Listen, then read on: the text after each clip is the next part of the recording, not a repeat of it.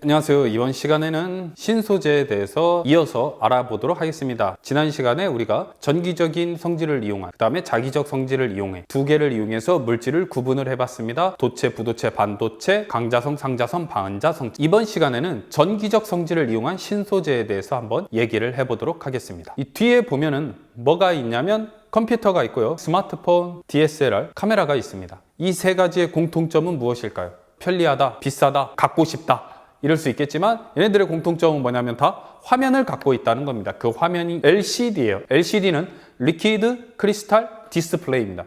리퀴드 크리스탈 디스플레이인데, 리퀴드라는 말은 뭐냐면 액체라는 뜻이죠. 크리스탈은 수정, 고체라는 뜻입니다.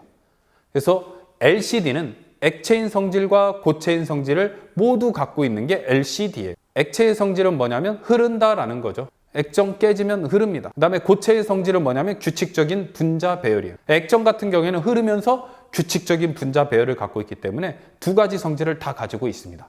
이 LCD가 어떻게 우리 눈에 화면을 만들어서 보여주냐, 영상을 가지고 한번 확인을 해보도록 하겠습니다. 네, 영상을 보게 되면요, 자, 이렇게 나오죠. 영상을 보면은 얘가 전기를 흐를 때와 전기가 흐르지 않을 때 분자 배열이 달라집니다.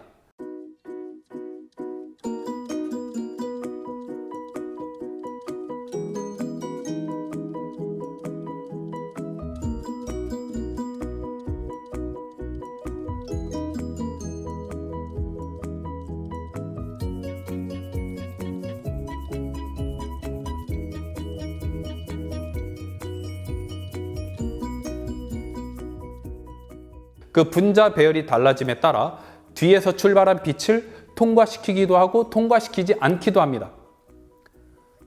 통과시키는 양이 달라져요. 그러면 그 맨 앞쪽에다 필터를 갖다 댑니다. 필터.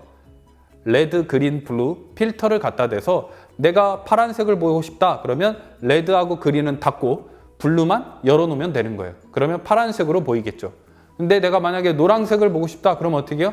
블루를 닫고 레드하고 옐로우를 키면 되겠죠. 그러면 우리 눈에 노란색으로 나옵니다. 이런 식으로 해가지고 화면을 만들어내는 게 LCD고요. 이 한 칸을 갖다 픽셀이라고 하는데, 이 픽셀 수가 많으면 많을수록 고화질이 되는 거죠. 고화질. 그래서 이게 LCD입니다. 이런 LCD의 특징은 뭐냐? LCD의 특징은 뭐냐면, LCD를 사용하기 이전에는 무엇을 사용했냐? 보면 알겠지만 엄청나게 큰 모니터를 사용했습니다. CRT 모니터라고 하는데요. 그 모니터를 사용했어요. 근데 그거를 줄여버린 거예요. 부피가 이만했던 걸 이렇게 줄여버린 거예요. 그러니까 크기가 작아졌죠. 그러면서 뭣도 작아지냐면 전력량도 작아집니다. 똑같은 시간을 사용해도 전기료가 적게 나오는 거예요. 그러다 보니까 배터리로도 구동이 가능하고 손에 들고 다닐 수 있는 화면으로 탈바꿈할 수 있었던 계기가 되는 거죠. 저전력이고 크기도 작고. 그럼 이런 LCD 어디에 활용되나? 아까 처음에 보여줬던 대로 우리가 보고 있는 대부분의 화면은 지금 LCD 화면을 이용합니다. 그 중에 OLED를 이용하는 것도 있는데 많지는 않아요. 왜냐하면 아직 OLED의 가격이 굉장히 비싸기 때문에요. 그래서 대부분은 다 LCD를 사용하고 있다라는 겁니다. 그 다음 신소재에 대해서 한번 알아보도록 하겠습니다. 뒤쪽에 보면은 사진이 한 장 나오는데요. 지금 우리가 보고 있는 저분들, 열심히 일하고 있는 저분들을 뭐라고 하는지 혹시 아십니까? 컴퓨터라고 불렀습니다.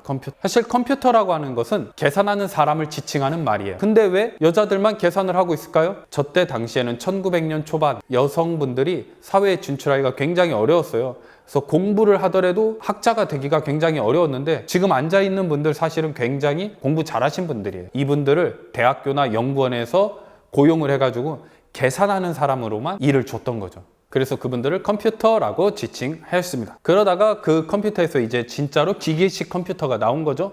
톱니바퀴를 이용해서 혹은 직접 전원을 넣었다 뺐다 하면서 계산, 연산을 할 수 있는 기계식 컴퓨터가 나왔고요. 그 이후에 요런 퍼스널 컴퓨터, 개인 컴퓨터가 나왔습니다. 이게 1980년 후반대에 나온 컴퓨터예요.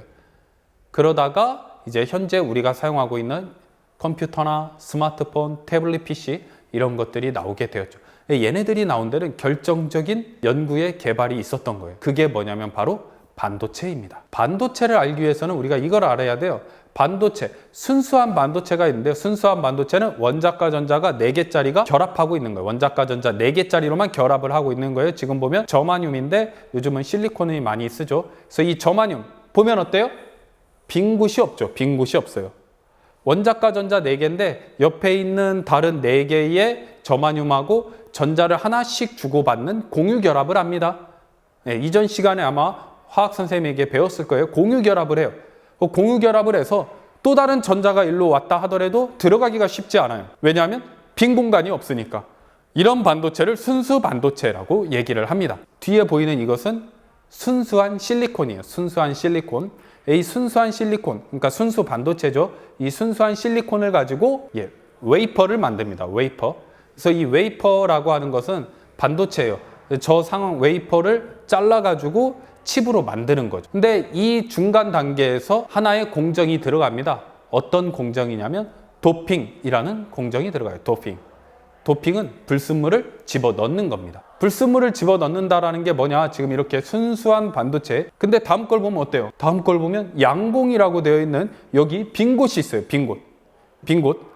이 빈 곳을 양공이라고 해요. 원래는 누가 있어야 돼요? 전자가 들어가 있어야 되는데, 빨간색 전자가 들어가 있어야 되는데 비어 있단 말이죠. 그래서 비어 있는 구멍 해서 양공이라고 하는데 플러스를 띱니다. 그래서 파지티브 홀 양공이라고 이름을 붙여놨어요. 근데 이번에는 지난번 거랑 다르게 뭐가 있냐면 전자가 있습니다.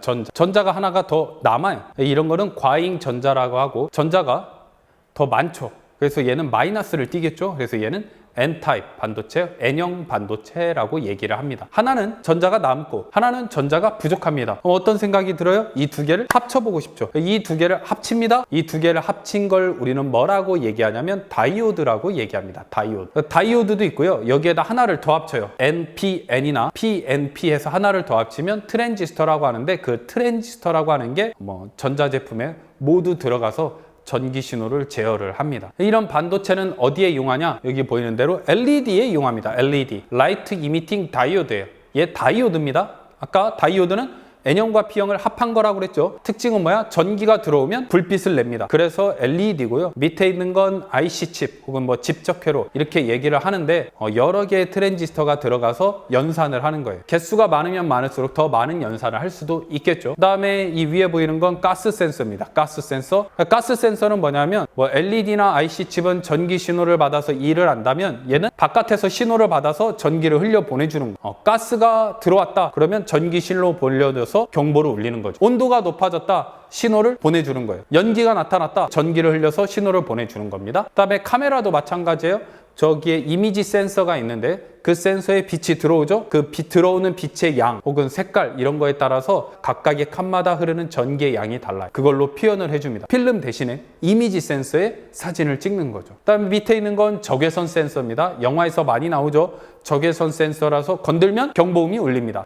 저걸 피해서 가야 되겠죠. 저런 적외선 센서도 빛이 차단되면 전기가 흘려서 신호가 나가게끔 하는 것이 적외선 센서. 그러니까 이런 센서 신호를 받아요. 그게 어떤 신호든 상관없겠죠. 빛, 소리, 온도, 가스 이런 신호를 받아서 전기 신호로 변환해서 내보내주는 게 센서예요. 그때 필요한 게 반도체라는 거죠. 자, 여기까지 우리는 반도체에 대해서 얘기를 해봤습니다. 미래에 대해서 한번 얘기해보자면 반도체는 원자과 전자 4개짜리 14족을 가지고 얘를 좀 더 확대를 해보면 이렇죠. 저마늄 사용했습니다. 그러다가 실리콘을 사용을 하게 됩니다. 그 위에 있죠. 좋은 점은 뭐예요? 질량이 작아져요. 현재 20세기에 실리콘을 많이 사용했다면 한참 연구되고 있는 건 뭐냐면 그 위에 있는 거예요. 카본, 탄소를 사용하려고 하는 거죠. 그래서 그 탄소를 사용하는 것들이 그래핀이라든가 탄소 나노튜브 이런 것들이 있는데 우리가 사용하기에는 아직은 가격이 많이 비싸고 연구 절차가 아직 많이 남아 있습니다. 앞으로 그래핀이나 탄소 나노튜브를 좀 더 자유롭게 사용할 수 있다면 우리가 사용하는 전자제품이나 물품들이 더 다양해지고 사용하기 편하게끔 될 수 있겠죠. 그래서 다음 시간에는 자기적 성질을 이용한 신소재와 거기에다가 그래핀, 탄소 나노튜브 같은 이 탄소 계열의 신소재에 대해서 알아보도록 하겠습니다. 다음 시간에 만나겠습니다.